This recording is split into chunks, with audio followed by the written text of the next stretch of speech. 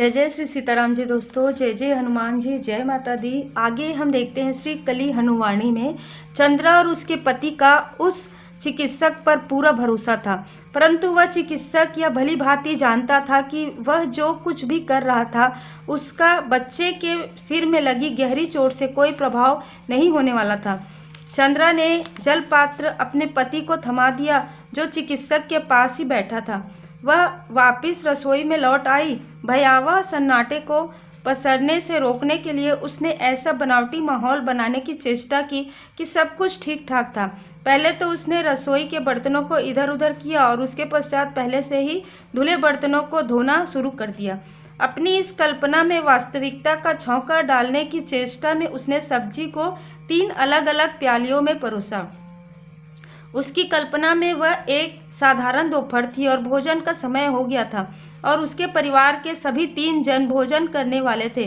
तत्पश्चात बिना किसी विशेष विचार के उसने एक बड़ा प्याला उठाया और उसमें कुछ रोटियां और कुछ फल रखे। वह उसी मनहूस सीढ़ी से ऊपर चढ़ी जिसने उसके परिवार को शोक के गहरे कुएं में गिराया था। उसने खाना छत पर डाल दिया और नीचे आ गई।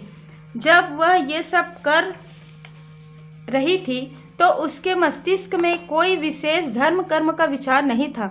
उसने यह सब ऐसे किया जैसे वे वानर उसके परिवार के ही सदस्य हो और उनको खाना बना उसका नित्य का कार्य हो, उनको खाना देना उसका नित्य का कार्य हो। वह पुनः रसोई में आ गई और अपने आप को व्यस्त करने के लिए काम ढूंढने लगी। उसको तनिक भान नहीं था कि उसने करुणा का एक महान कार्य किया था और कदाचित इसलिए वह कार्य महान था।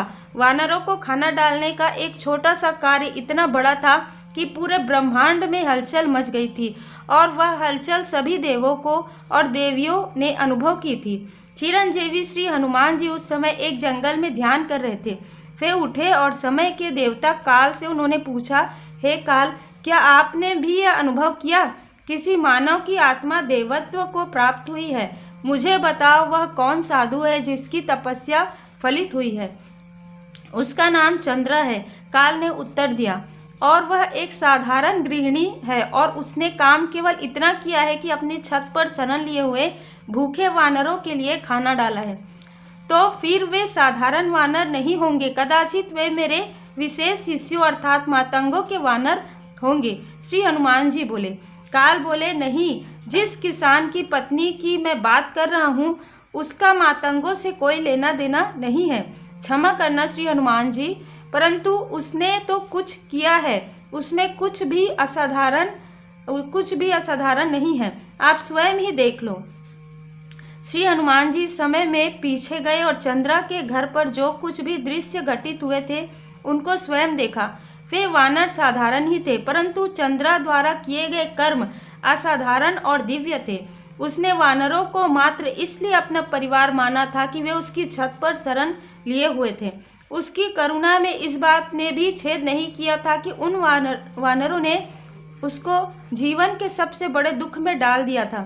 साधारण मनुष्य भलाई का काम करने से पहले भी पाप पुण्य धर्म कर्म आदि का लेखा जोखा करते हैं और भलाई का काम करने के पश्चात जो गर्व और संतुष्टि आती है वह भी लंबे समय तक उनके मन मानस में छिपी रहती है। परंतु चंद्रा ने भलाई ऐसे की थी जैसे वह उसका नित्य का कार्य हो। काल अभी भी यह मानने को तैयार नहीं थे कि चंद्रा का कार्य असाधारण था। वे बोले, कदाचित वह आपकी बहुत बड़ी भक्त है, इसलिए उसने वानरों के प्रति दया दिखाई। श्री हनुमान जी बोले, हाँ, वह मेरी भक्त है, इसमें कोई संदेह नहीं है, परंतु वह आज तक मेरे मंदिर नहीं आई है और ना ही मुझसे उसने कोई प्रार्थना की है। जिस गांव में वह रहती है उस गांव में यह मिथ्या धारणा प्रचलित है कि महिलाओं को मेरे मंदिर में ना ही प्रवेश करना चाहिए और ना ही मुझसे कोई प्रार्थना करनी चाहिए। वह अपने कर्मों से मेरी भक्त है, ना कि कर्म कांडों से।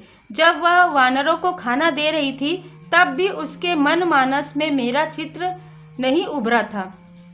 तो दोस्तों आप देख सकते हैं कि अगर आप नेक कर्म करते हैं, आपका जो सोल है प्योर होता है और आप दूसरों के लिए निस्वार्थ भाव से कोई भी कार्य करते हैं तो कहीं ना कहीं श्री हनुमान जी की कृपा आप पर जरूर होती है। हम आगे के भाग में और भी देखेंगे।